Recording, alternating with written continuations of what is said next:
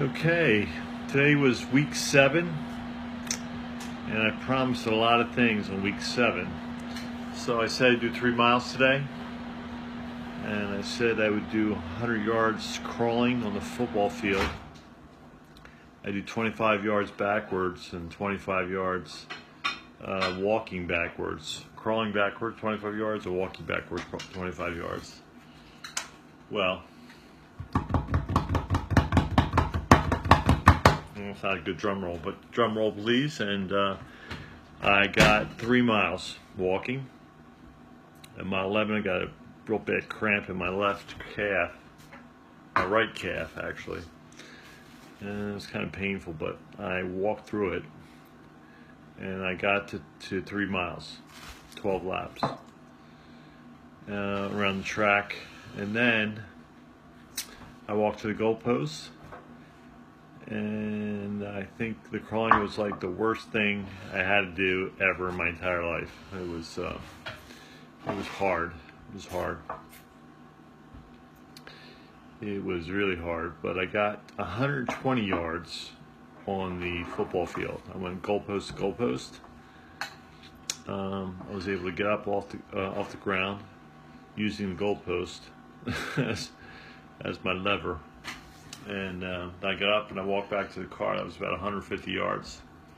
Walked to the car, and then I went in the pool and I did some light swimming for about an hour and a half. And now I'm home. So, what did I learn from this? Well, it's mostly mental. It's mostly a exercise in getting yourself to say yes rather than no or maybe. So I'm reflecting on the book that I read, Words Can Change Your Brain by Andrew Newberg, a research scientist out of University of Pennsylvania. He's one of my favorite. And his book is Words Can Change Your Brain. And yes, it's probably one of the most powerful words that we could have in meditation or in anything that we do. So I couldn't say maybe, and I couldn't say can't. I had to say yes, I could do this. And when body was telling me no, my body was resisting, and I had to get rid of the resistance in my head and say yes to it.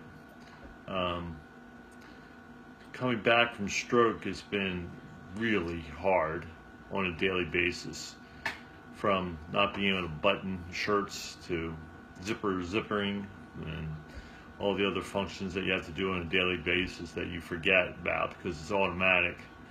And when they don't become automatic, they become strained, and it's really, really tough. The other thing about going through this experience, you learn a lot about your friends, who your friends are and who your friends aren't. And it can be very difficult situations about people that you have in your life that turn on you for whatever reasons they do that for. So today is 7 weeks out from my stroke, my hemorrhagic stroke. I have a left basal ganglion hemorrhage, 6 centimeters. Affects my internal capsule and affects my basal ganglion. So it affects signals that go from the brain to my muscles on the right side of my body. So my hand motion is getting better. So I can do fine motor movements. My power is getting better. So my fingers, I can spread my fingers out, and I got more power to keep them together. A couple weeks ago, I couldn't keep them together or keep them out like that, right? My speech is better. So my lips feel better, my tongue feels better. I still have loss of taste on the right side. I don't have as much power in my right arm as I'd like to have, but the crawl challenged the power in my right arm. crawling is hard. Crawling is hard. So I had to do this today. I stopped several times. I thought about quitting several times, but then I kept saying to myself, yes. I said the words yes, yes, yes, yes, yes in my head, and I got over the resistance to quit, to say no, and also to say maybe is really a no in reverse. And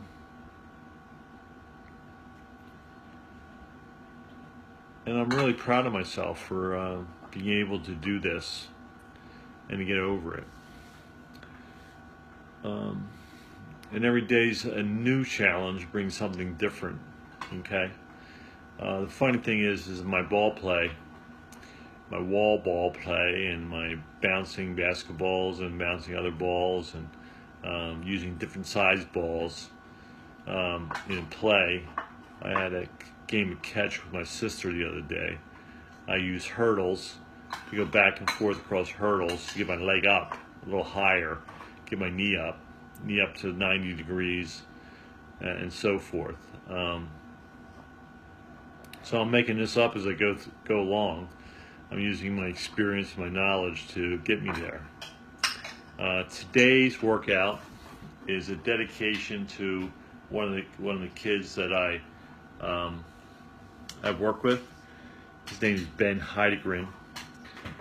Ben had so much courage in his rehabilitation. He had problems with his body, problems with his memory. Had 2 to 6 hours of memory a day. But the kid never quit on me. Never quit during the rehab that we put him through. Never quit on the mental tasks that we gave him.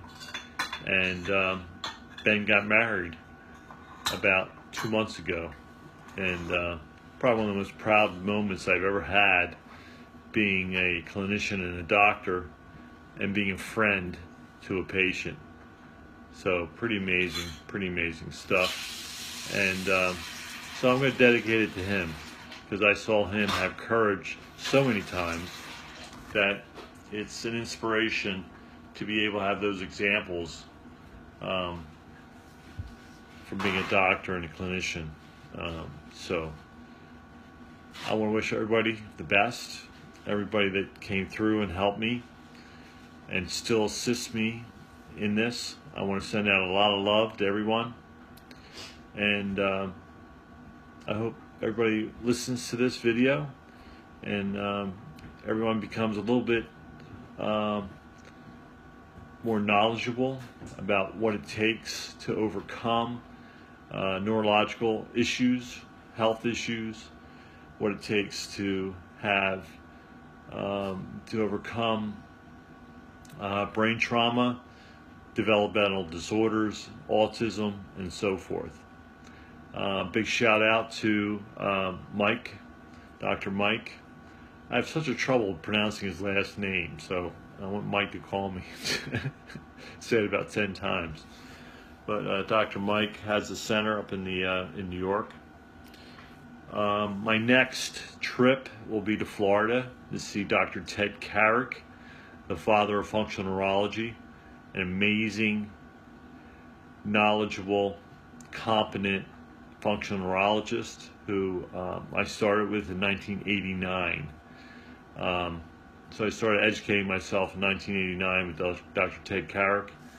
I've been following him and educating him with him for the last 29 years. It's really been an amazing journey. I've learned so much from him. So I'll see him on Monday in 2 weeks, and he's coming in from Europe to see me. And then I'll rehab there at his clinic, Plasticity Brain Center. And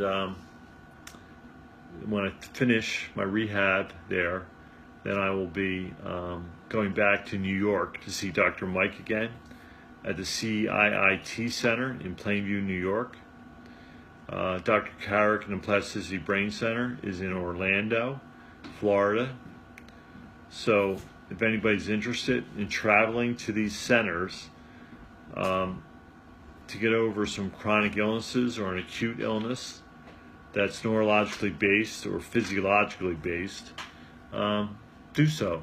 You'll find that you'll be surprised at the significant progress you can make at these centers. My plan is that by September 1st, I'd like to get back to work again, and I'm going to do that. It's going to happen for me.